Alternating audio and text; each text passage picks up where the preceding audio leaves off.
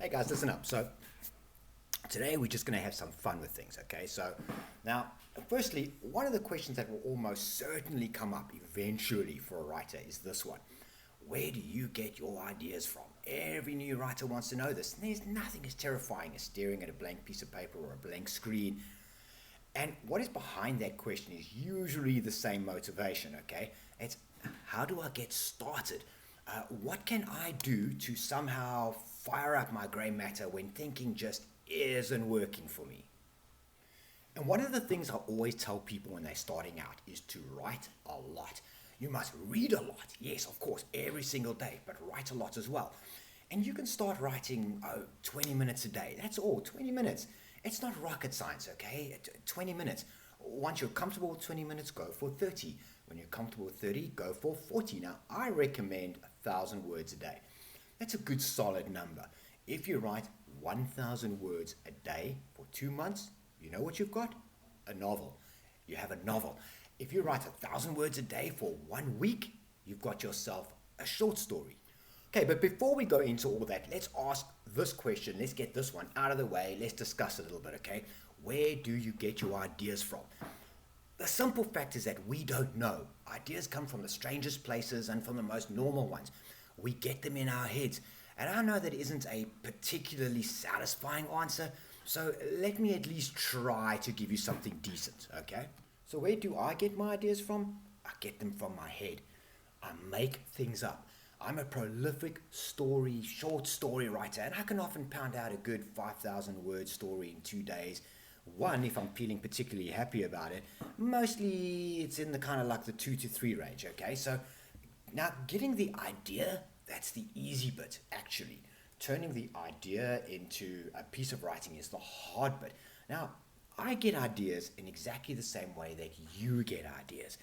But the difference is that as a writer, I recognize that I'm having them. I notice it, okay? Did you hear that? I recognize when I'm having an idea. And here is how you can do it too.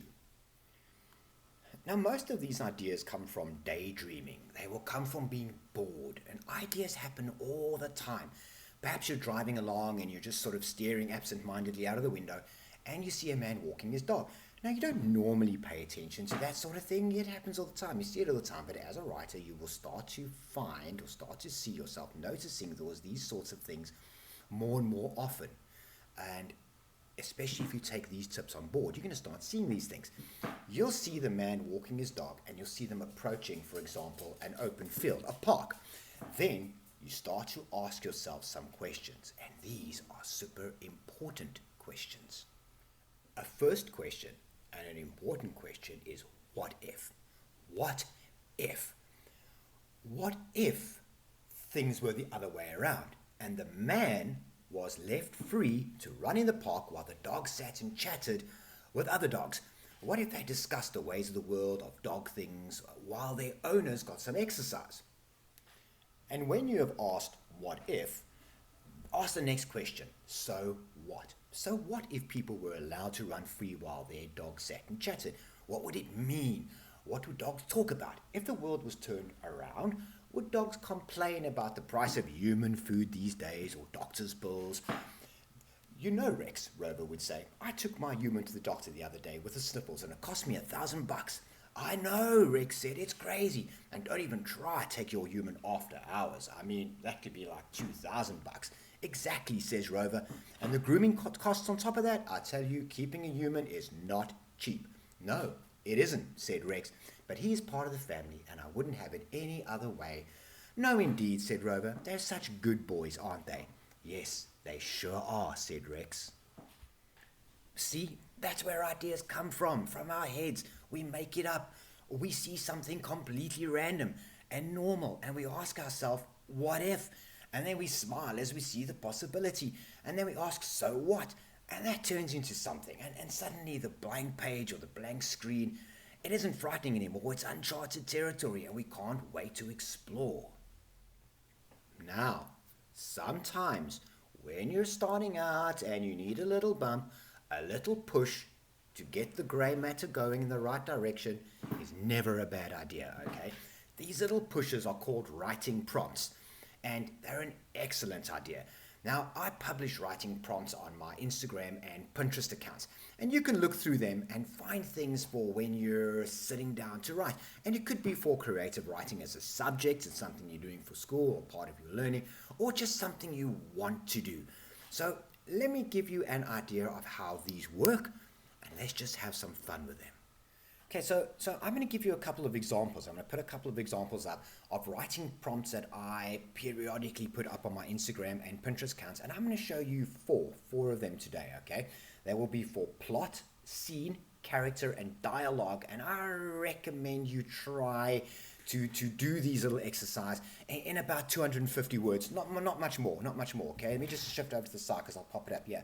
So the first one is scene, where you describe a setting or a place. In this one, you arrive at a party at a house you have never been to before.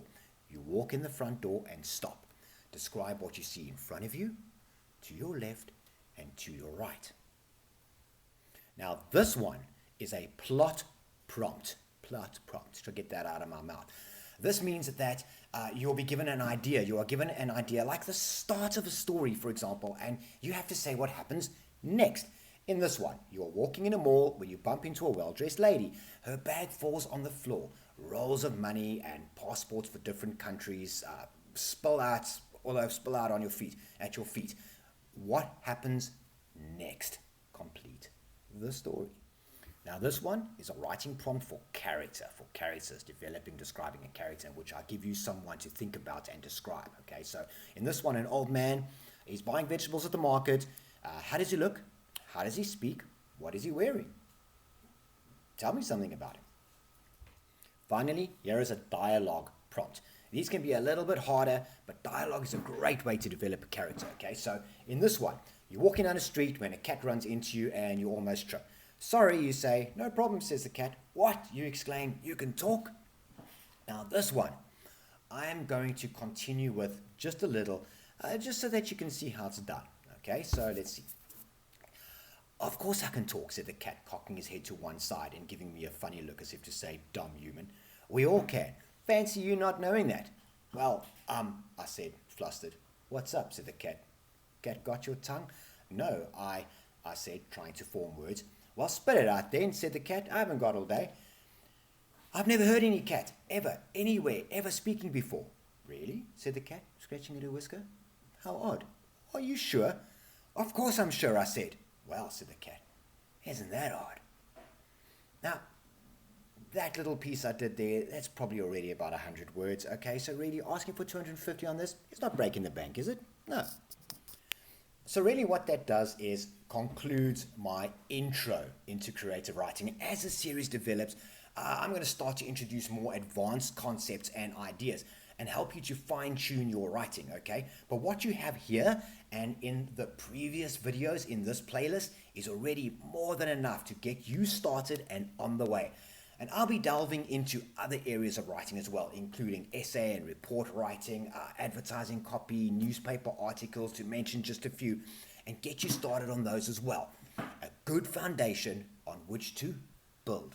So that's it for today. If you haven't already done so, hit subscribe, hit the bell icon, and check out the links in the description below for my newsletter sign up and the Instagram and Pinterest accounts that I mentioned, okay?